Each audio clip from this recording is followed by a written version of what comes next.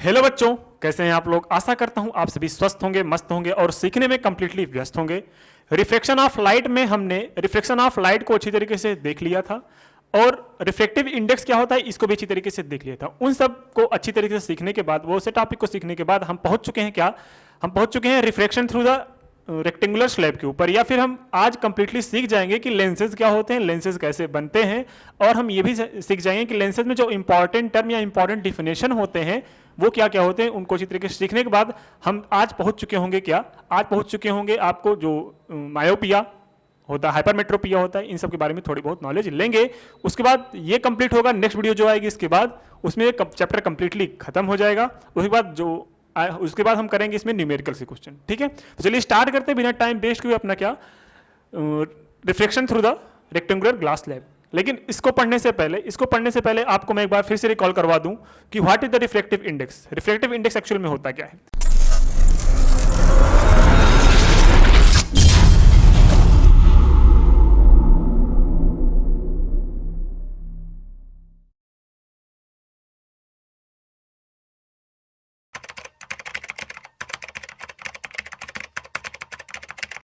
आपको पता होगा कि रिफ्लेक्टिव इंडेक्स जो होता है, रिफ्लेक्टिव इंडेक्स जो होता है वो क्या होता है, the velocity of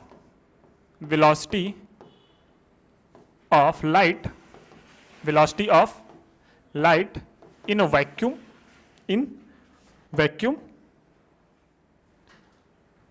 velocity of light in a vacuum upon में क्या, अपॉन में velocity of light in which medium, any medium. Okay, it is clear और नॉट। आप बोलोगे जी सर जी यहां तक क्लियर हो गया, यहां तक तो हमने पिछली वीडियोस में अच्छी तरीके से पढ़ा था। रिफ्लेक्टिव इंडेक्स क्या होता है, रिफ्लेक्टिव इंडेक्स एक रेशियो होता है। किसका रेशियो होता है, स्पीड का रेशियो होता है। कहां कहां का स्पीड का रेशियो होता है, वो स्पीड का रेशियो होता है इन वैक्यूम और किसी भी मीडियम के। किसका स्पीड का रेशियो सर, लाइट के स्पीड का रेशियो। अच्छा, यहां पे मैं अगर बात करूं कि स्पीड ऑफ लाइट क्या होती है तो आप बोलोगे बाबू स्पीड ऑफ लाइट जो सी की वैल्यू होती है वो 3 × 10 की पावर क्या होती है, 8 मीटर पर सेकेंड। मतलब कोई भी लाइट 3 × 10 की पावर 8 मीटर पर सेकेंड चलती है, ये क्या हो, वेलोसिटी ऑफ लाइट। यहां तक कोई दिक्कत, आप बोलोगे जी नहीं सर जी कोई दिक्कत नहीं है, यहां तक कंप्लीटली क्लियर हो गया, यहां तक तो पिछले वीडियोज ही थे। अब हम क्या करेंगे, अब हम आज जो सीखने वाले हैं आपके सामने ये दिख रहा है कि reflection through the rectangular glass slab. Actually में ग्लास स्लैब क्या होता है ध्यान से देख लो। सबसे पहले ग्लास स्लैब को अच्छी तरीके से देख लेते हैं, फिर जानने की कोशिश करते हैं कि रिफ्लेक्शन क्या होता है through the rectangular glass slab.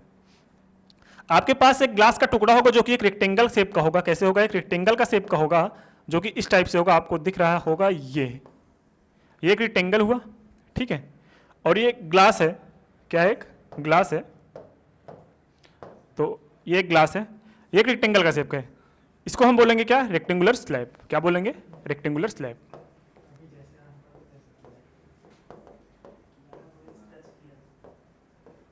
Rectangular slab, ठीक है।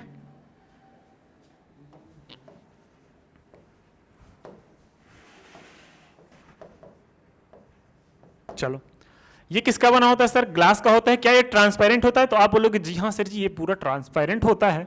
क्या होता है, ट्रांसपेरेंट होता है। ट्रांसपेरेंट मींस एक तरफ से दूसरे ऑब्जेक्ट को देख सकते हैं उस साइड। इतना क्लियर, आप बोलोगे जी हाँ सर जी इतना क्लियर हो गया। इसमें लाइट का फिनोमेनन क्या होता है, अगर हम ऊपर से लाइट इसमें डालेंगे तो ये यहाँ पे कौन सा मीडियम है, आप बोलोगे सर जी यहाँ पे जो मीडियम है वो रेयर है। क्या है, रेयर। रेयर से जाएगा डेंसर में, फिर जाएगा डेंसर से रेयर में। तो यहाँ पे जो रिफ्रैक्शन हो रहा है वो 2 बारी हो रहा है। कौन सा, जब एक तो रेयर से डेंसर में आया और दूसरा डेंसर से रेयर आया।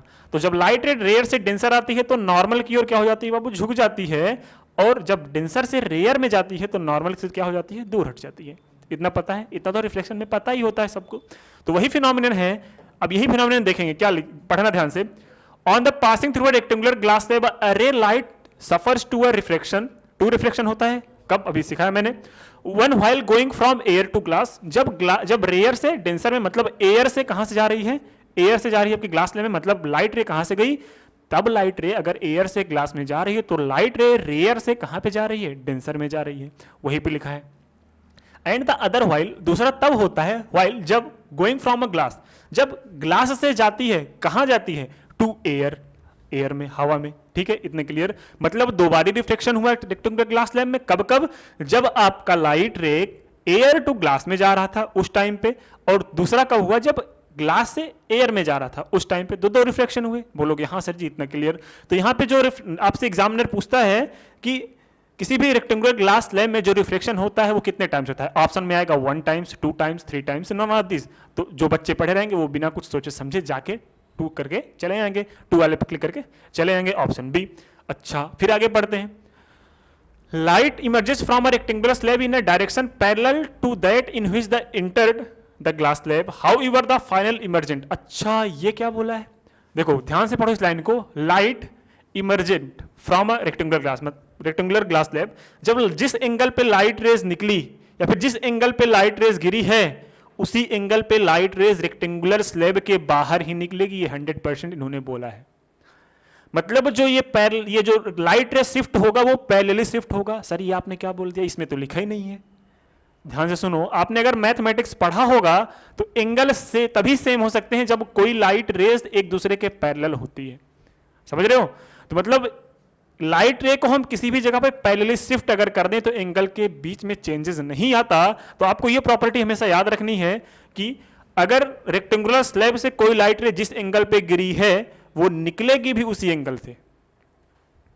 ठीक है, मतलब जिस मीडियम से गई है उसी मीडियम में तो जाएगी। तो इसी के पैरेलल, जैसे ये पैरेलल है, आपको दिखाता हूं मैं,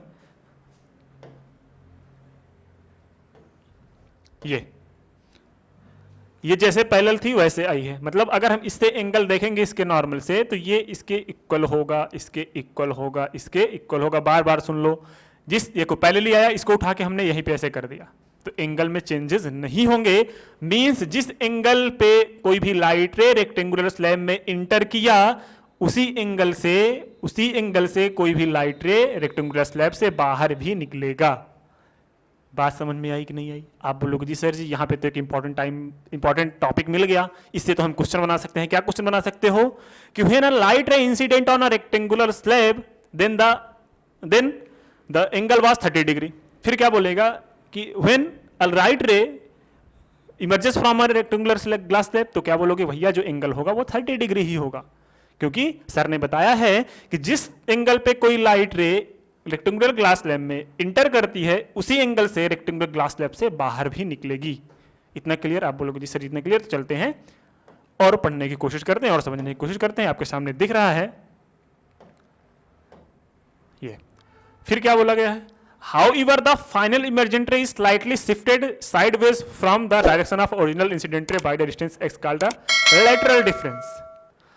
अब देखो एक्चुअल में ये जो लाइट रे शिफ्ट हुआ, कितना लाइट रे शिफ्ट हुआ अभी आगे पढ़ाएंगे, डायग्राम में जब आएगा तो उसको बताएंगे अच्छी तरीके से। ये बस हाँ ध्यान दो कि हाउएवर जब कभी भी द फाइनल इमर्जेंट रे, जब कोई भी लाइट रे इमर्ज होगी कहां से, रेक्टेंगुलर ग्लास स्लैब से, shifted sideways from the direction of original incident ray by the distance x called lateral shift. इसको भी आगे समझा जाएगा, आसान बात है। अभी जो डायग्राम को हम पढ़ेंगे, स्टडी करेंगे अच्छी तरीके से, वहां पे समझ लेंगे। The perpendicular distance between the original path of incident ray and the emergent ray coming out the glass slab is called the lateral displacement. The perpendicular distance between the original path, perpendicular distance between original path of incident ray, एक बार जरा थोड़ा और अच्छे से करते हैं, ऊपर करते हैं इसको, है ना, देखना ध्यान से, अभी सब क्लियर होगा, अब दिख रहा होगा। Between the original path incident ray and the emergent ray coming out of the glass slab is called the lateral displacement. मतलब जिसपे ये आई और इधर गई तो इन दोनों के बीच जो डिस्प्लेसमेंट हुआ उसी को बोलते हैं lateral displacement of the emergent ray of the light. Lateral displacement depends mainly on the 3 factors. ध्यान से देखना, ये कभी कभी एग्जाम में पूछ लेता है कि लेटरल डिस्प्लेसमेंट जो होता है वो किस किस फैक्टर पर डिपेंड करता है। सबसे पहला बात, angle of incidence, thickness of glass slab और refractive index of glass slab. Actually lateral displacement is directly proportional to the lateral displacement. कब ज्यादा होगा? जब एंगल ऑफ इंसिडेंस ज्यादा होगा। कब ज्यादा होगा? जब इस ग्लास की मोटाई ज्यादा होगी। कब ज्यादा होगा? रिफ्रैक्टिव इंडेक्स जब ज्यादा होगा। किसके किसके ऊपर? लैटरल डिस्प्लेसमेंट तब ज्यादा होगा जब एंगल ऑफ इंसिडेंस ज्यादा होगा, जब इस रेक्टेंगुलर ग्लास स्लैब की मोटाई ज्यादा होगी, और जब रिफ्लेक्टिव इंडेक्स ज्यादा होगा। मतलब ये ग्लास की जगह कुछ भी आ सकता है, पानी भी ले लो भाई, है ना, पानी ले लो, ऑयल ले लो, कुछ भी आ सकता है। तो वहां पे रिफ्लेक्टिव इंडेक्स अगर ज्यादा हो जाएगा तो जो लेटरल डिस्प्लेसमेंट है वो ज्यादा हो जाएगा। यहां तक क्लियर कि नहीं क्लियर? आप बोलोगे जी सर जी इतना क्लियर हो गया। The angle which the emergent ray makes with an normal is at the angle of emergence. मतलब ये जो एंगल ऑफ इमर्जेंस क्या होता है, लाइट जिस एंगल पे बाहर निकली है नॉर्मल के साथ, ये एच दिख रहा है, मैं बड़ा कर दूं थोड़ा डायग्राम, आपको सही दिखेगा। ये तो देखो, मैं एक बार, ये इंसिडेंस एंगल है कि नहीं एंगल है, ये ऊपर से लाइट आ रही है, नॉर्मल खींचा गया, ये एंगल ऑफ इंसिडेंस हो गया, ये एंगल ऑफ रिफ्लेक्शन हो गया, और ये एंगल ऑफ इस चीज के लिए इंसिडेंस हो गया, और ये एंगल ऑफ रिफ्लेक्शन हुआ। अब ध्यान से देखो, लाइट रे कैसे आ रही थी? लाइट रे ऐसे आ रही थी आपका, अरे हाँ या ना? आप लोगों जी सर यहां तक लाइट रे आ रही थी, ठीक है, यहां तक लाइट रे आ रही थी। चलो, ये लाइट रे अपनी आई, ये लाइट रे आ रही थी, यहां से थोड़ा झुक गई, यहां से थोड़ा क्या हुई, झुक गई। जाना चाहिए थी इसको कैसे? ऐसे। अब ये डिस्प्लेसमेंट कैसे हुआ सर? इतना डिस्प्लेसमेंट कर दिया लाइट ने। जब इतना डिस्प्लेसमेंट कर दिया, इसी को बोलते हैं लेटरल डिस्प्लेसमेंट। क्या बोलते हैं?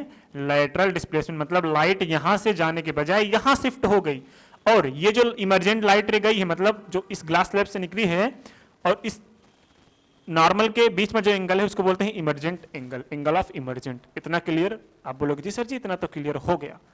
अब इससे बाहर नहीं पूछेगा आपको रेक्टेंगुलर स्लैब से। अगर इससे बाहर अगर पूछ भी लिया तो भाई सबसे पहली बात पूछेगा नहीं, इससे बाहर कुछ है ही नहीं, क्या पूछेगा, है? Next, condition for refraction. ये बहुत ज्यादा इंपॉर्टेंट है कि एक्चुअल में रिफ्लेक्शन तो पढ़ रहे हैं, लेकिन रिफ्लेक्शन होगा कब? रिफ्लेक्शन होने की प्रॉपर्टी या कंडीशन क्या होगी? सबसे बड़ी बात, रिफ्लेक्शन होने के लिए when light is incident normally on a boundary. जब लाइट रे क्या हो रही है, नॉर्मली गिर रही है किसी भी बाउंड्री को, जैसे ये है नॉर्मली इसके ऊपर गिर रही है ऐसे ऊपर, तो क्या हो सकता है? मतलब अगर सीधी लाइट रे ऐसे आई तो क्या रिफ्लेक्शन होगा कि नहीं होगा? तो यहां से देखना, a light ray of light travelling in medium one falls normal there 4 angles of incidence I is equal to 0। मतलब ये क्या बोले हैं भैया? ये देखो, ये बोले हैं रेक्टेंगुलर ग्लास स्लैब है, इस पे एंगल, इस पे कोई गिरा, इस पे कोई लाइट रे गिरी, अब इसी पे नॉर्मल खींचेंगे। अब जब इससे भी नॉर्मल खींचेंगे तो reflection reflective angle of reflection क्या हो जाएगा? 0 हो जाएगा। और जब एंगल ऑफ रिफ्लेक्शन 0 हो जाएगा तो हमने पढ़ा अभी कि रिफ्लेक्शन तभी, या फिर emergent line angle of emergent या फिर रिफ्लेक्शन तभी बढ़ेगा जब अपना एंगल ऑफ इंसिडेंस ज्यादा होगा। नहीं समझे? अरे नहीं समझे, अभी समझाया ना मैंने पिछले वीडियोस में, पिछले स्लाइड में। तो ये जब जब एंगल ज्यादा होगा, जब जब इंसिडेंस एंगल ज्यादा होगा, तब तब रिफ्लेक्शन ज्यादा होगा। लेकिन यहाँ पे क्या हो रहा है? यहाँ पे तो भैया एंगल ऑफ इंसिडेंस 0 हो गया है, तो according to the Snell's law क्या हो गया?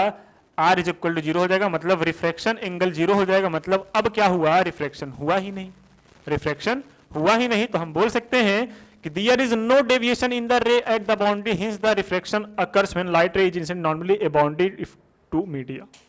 मतलब क्या हो गया? नो रिफ्रैक्शन, रिफ्लेक्शन नहीं मिलेगा कब? जब हम किसी लाइट को इस रेक्टेंगुलर ग्लास स्लैब के ऊपर परपेंडिकुलर फॉर्म में इंसिडेंस कराएंगे, तो ये लाइट जैसे गिरेगी वैसे वापस चली जाएगी।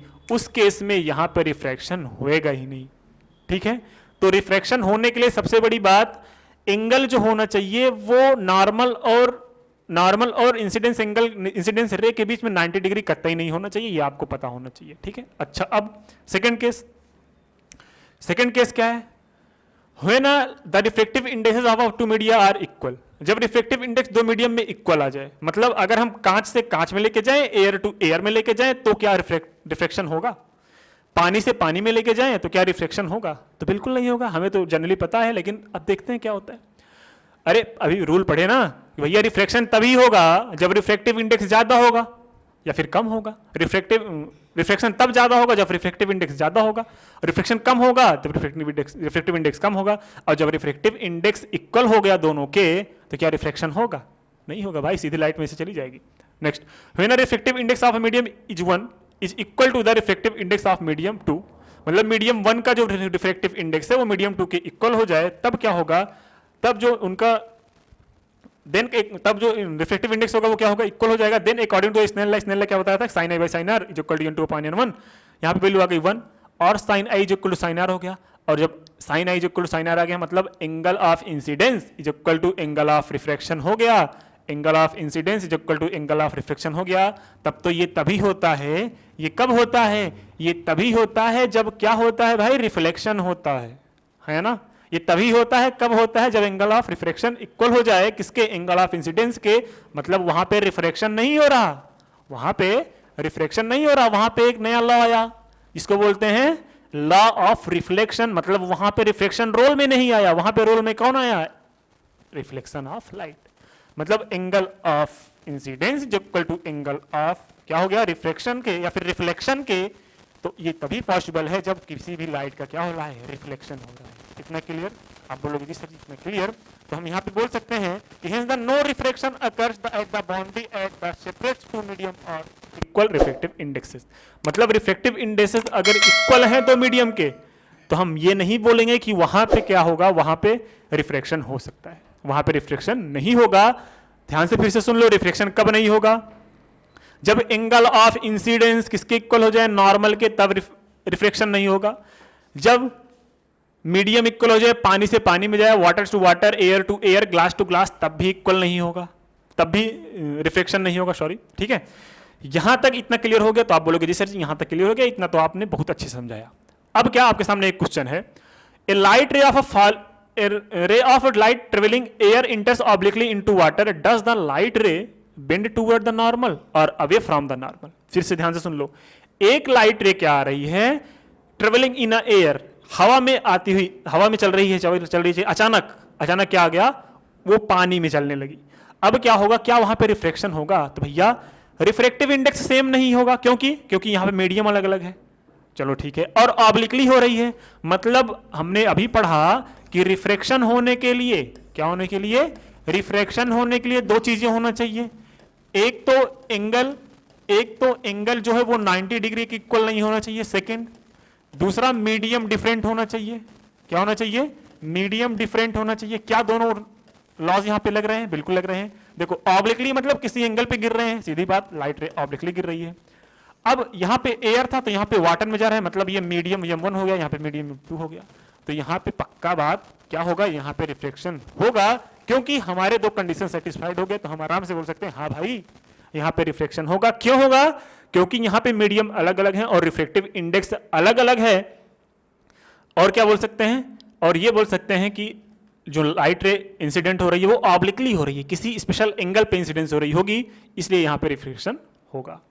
चलो चलते हैं नेक्स्ट स्लाइड पे। नेक्स्ट स्लाइड क्या बोला है, ध्यान से देखिएगा, क्वेश्चन ये इसका एक्सप्लेनेशन है, एक्सप्लेनेशन इसको पढ़ लीजिएगा, जो मैं बताया हूं वही लिखा है इसमें। ठीक, next, light enters from air to glass having reflective index, कहां से जा रही है, एयर टू ग्लास में, reflective index 1.50। What is the speed of light in the glass, the speed of light in the vacuum is 3.10⁸ metre per second. अरे sir जी तो हमें आते ना बा है, क्यों नहीं आ रहा है, कैसे नहीं आएगा भाई, हमने तो फार्मूला पढ़ाया है कि जो रिफ्रैक्टिव इंडेक्स होता है, जो रिफ्रैक्टिव इंडेक्स होता है वो क्या होता है, वो होता है velocity of light, velocity of light in a vacuum. अरे हाँ या ना बोलोगे जी सर जी, और velocity of light in a medium, velocity of light in a medium. इतना तो सर जी सबको आता है, कुछ नया बताइए, नया इसमें नया ढूंढना है तो कहीं पे और जाओ, है ना। रिफ्रैक्टिव इंडेक्स, रिफ्रैक्टिव इंडेक्स यहाँ पे क्या दिया गया है, रिफ्रैक्टिव इंडेक्स यहाँ पे चुनो 1.50, ठीक है, तो 1.50 लिखते हैं। 1.50 इज इक्वल टू क्या दिया गया है, velocity of light in a vacuum is equal to 3 × 10⁸, 3 × 10⁸। अब हमने velocity of light in a medium निकालना है, मतलब वाटर, तो V इन वाटर निकाल लो। ये क्या हो जाएगा, देखो सबसे बड़ी बात ये इधर हो जाएगा, 0 बढ़ा दो इधर, 10 की पावर क्या हो जाएगा, 10 की पावर हो जाएगा 9, ठीक है।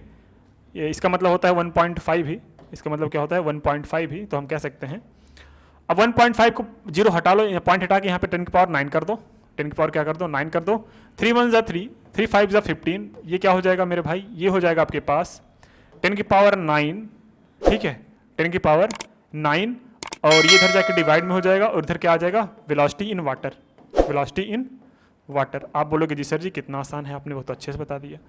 मैं बोलूँगा एकदम आसान है, टेंशन नहीं लेना है। अब क्या हो जाएगा, ये 5 से डिवाइड कर दो। सर जी इसको हम कैसे 5 से डिवाइड कर दें, 10 की पावर 9 के फॉर्म में है। अरे भाई इसको आप 10 इंटू 10 की पावर 8 लिख सकते हो कि नहीं लिख सकते हो, बिल्कुल सर जी लिख सकते हैं।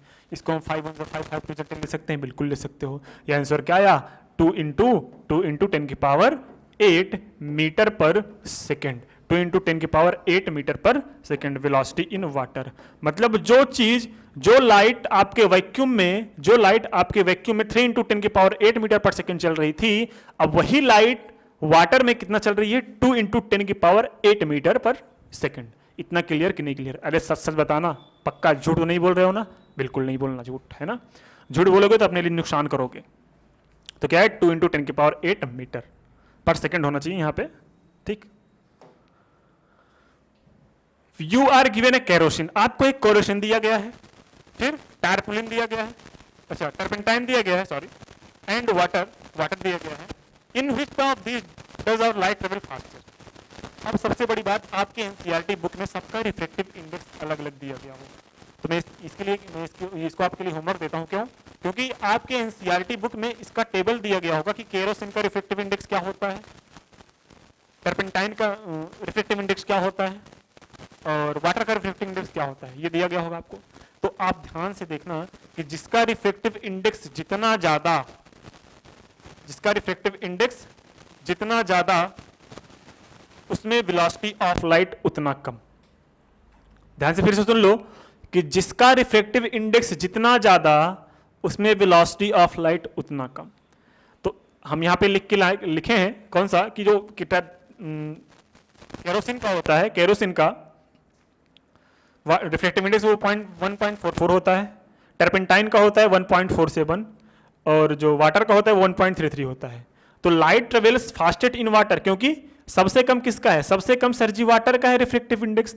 तो मैंने बोला अगर रिफ्रैक्टिव इंडेक्स बढ़ा, रिफ्रैक्टिव इंडेक्स बढ़ा तो वेलोसिटी ऑफ लाइट घटी, रिफ्रैक्टिव इंडेक्स बढ़ा तो वेलोसिटी ऑफ लाइट घटी, रिफ्रैक्टिव इंडेक्स घटा तो वेलोसिटी ऑफ लाइट बढ़ी। तो वाटर का रिफ्रैक्टिव इंडेक्स कम है, वेलोसिटी ऑफ लाइट बढ़ जाएगी, और टर्पेंटाइन की वेलोसिटी ऑफ लाइट ज्यादा है, केरोसिन की velocity of light, sorry kerosene का जो रिफ्रैक्टिव इंडेक्स है वो क्या है, ज्यादा है, तो वेलोसिटी ऑफ लाइट कम हो जाएगी। बात समझ में आया? तो इसमें हम बोल सकते हैं, तो क्या बोल सकते हैं कि जो वेलोसिटी ऑफ लाइट है किसमें, वाटर में, वो सबसे ज्यादा होगी due to respect of turpentine and kerosene. इतना क्लियर? आप बोलोगे जी सर इतना क्लियर हो गया, ये तो आपके एनसीईआरटी का क्वेश्चन है, एकदम आसान है। The refractive index of a diamond is, ये आप कर लेना, आपको ये आप स्क्रीनशॉट ले लो, ये कर लेना आप, आराम है, मतलब आराम से क्वेश्चन हो जाएगा, ये कोई दिक्कत नहीं है ना। चलो अब आ गया अपना मेन टॉपिक जो आपके सीबीएसई में एक्चुअल में पूछा जाएगा और इंपॉर्टेंट भी है। अभी तक क्या सर नहीं पूछा जाएगा? बिल्कुल पूछा जाएगा, लेकिन वो जो क्वेश्चन बनेंगे वो एमसीक्यू में 100% बन सकते हैं, और जब बन जाएंगे तो जिन बच्चों ने ये वीडियो नहीं देखी होगी वो नहीं कर पाएंगे 100%, क्योंकि कहीं और पढ़ाई नहीं जाता, वो हर जगह में यहाँ से स्टार्ट किया था स्फेरिकल लेंसेज से। मैंने क्या किया, मैंने आपको रिफ्रैक्टिव इंडेक्स समझाया, और रिफ्रैक्टिव इंडेक्स एक्चुअल में होता क्या, आपको फील भी हुआ होगा, है ना, कि अच्छा ग्लास मोटा हो गया तो रिफ्रैक्टिव इंडेक्स ज्यादा हो गया, है ना, और रिफ्रैक्टिव इंडेक्स ज्यादा हो गया तो मतलब एंगल ऑफ इंसिडेंस बढ़ जाएगा, मतलब वेलोसिटी ऑफ लाइट घट जाएगी। ये सब हो गया ना, अच्छी तरीके से आ गया होगा। अब आपका जो मेन टॉपिक है, जहां से अदर टीचर स्टार्ट करते हैं वहां से हम स्टार्ट कर रहे हैं, स्फेरिकल लेंसेज। स्फेरिकल लेंसेज क्या होते हैं, ध्यान से पढ़ना, इसको डेफिनेशन कभी पूछा नहीं जाएगा, ये मेरी गारंटी है कि स्फेरिकल लेंसेज क्या होते हैं। हाँ, बस आपको नॉलेज के लिए जानना जरूरी है, तो जान लीजिए। A lens is any transparent medium, जो लेंस होता है वो एक ट्रांसपेरेंट मटेरियल का होता है, ऑफ एनी एप्रोप्रिएट शेप, जो किसी एप्रोप्रिएट शेप का हो सकता है, that can take parallel rays, जिसमें जो पैरेलल लाइट आती हैं of incidence light, and either converges the rays to point the diverges the rays from the point. मतलब जिसपे कोई लाइट रे गिरेंगी वो या तो लाइट रे को फैला देंगी, या तो कोई लाइट रे अगर उस पर गिरे तो उसको वो सिकोड़ देंगी। तो दो ही कंडीशन हो सकती है किसी लेंस की, अपने ऊपर पड़ने वाली लाइट रे को या तो फैलाएंगी, डाइवर्ज करेंगी, या तो अपने ऊपर पड़ने वाली लाइट को वो कन्वर्ज करेंगी, मतलब एक पॉइंट पे वो सिकुड़ती हुई, मतलब सिकोड़ देंगी, मतलब वहां पे कन्वर्ज कर देंगी। कन्वर्ज मतलब होता है सिकोड़ना, एक जगह पे पॉइंट पे जाके, जहां पे दो लाइट रेज जाके मिलती हैं उसको बोलते हैं कन्वर्जिंग पॉइंट, और जहां से दो लाइट रे निकलती हैं उसको बोलते हैं डाइवर्जिंग पॉइंट। तो मैंने यही बोला कि अगर कोई ये लेंस हुआ, इधर से लाइट रे आ रही है, तो यहाँ पे अगर जाके दो लाइट रे आ रही है, दोनों लाइट रे जाके यहाँ पे एक पॉइंट पे मिल गई, तो इस लेंस का नेचर क्या हुआ भाई? Converging lens. अगर दो लाइट रे पैरेलल आ रही है और बाहर निकलते ही वो दूसरे से दूर होती जा रही हैं, मतलब वो लेंस क्या हुआ? Diverging lens. इतना क्लियर? आप बोलोगे जी सर जी इतना क्लियर है? तो यही सब था। नेक्स्ट पढ़ने की कोशिश करते हैं। That a transparent material bound by a two surface of which one or both surfaces are spherical. मतलब ये जो लेंस बनेंगे वो टू स्फेरिकल सरफेस को बाउंड करके बनेंगे। ध्यान से सुनना, दो स्फेरिकल सरफेस होंगे, एक स्फेरिकल सरफेस ये, एक स्फेरिकल सरफेस ये। वो या तो ऐसे चिपकेंगे, वो या तो ऐसे चिपकेंगे। कैसे? वो या तो ऐसे चिपकेंगे या तो ऐसे चिपकेंगे। दो ही कंडीशन हो सकता है, या तो ऐसे चिपक सकते हैं या तो ऐसे चिपक सकते हैं। चिपक तो ऐसे भी कर सकते हैं, ये देखो ये ऐसे भी चिपक सकते हैं, है ना, और एक ऐसे भी चिपक सकता है।